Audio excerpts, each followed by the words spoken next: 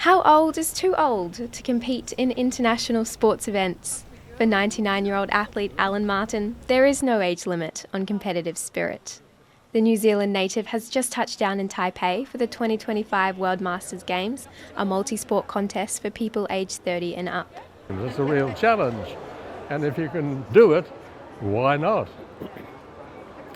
It's enjoyable, and it's a challenge. Hello! You're famous, Grandpa. You're famous. The near-centenarian Martin has already bagged 8 gold medals in previous World Masters Games.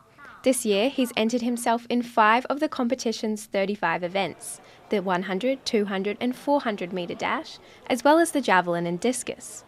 And he's the only one showing up in his age group for all of those events. Well, let's say I'm used to coming last because if there's no other competitor at my age, they put me in a lower group, say 80 to 85, and you're running with them.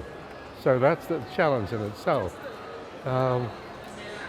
Anyway, getting around, completing the course, doing what I said I'm going to do, and those are the challenges that I have got, and hopefully do reasonably well. Martin was retired when he laced up his running shoes for the first time, taking to the track after a long career as a pilot turned journalist. First flying with New Zealand's J-Force in Japan, then reporting from South Africa, London, Australia and Gallipoli in today's Turkey.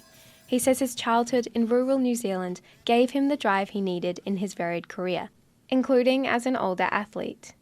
If you grew up on a farm, let's say, I think that's where you learn certain disciplines, because it's always hard work on a farm, and I think in anything I've done in my life it's always because I generally tempted to work hard at it. And when Martin hits the track this time, he'll have a familiar face cheering him on from the stands. His granddaughter Paul has travelled to Taipei to show her support.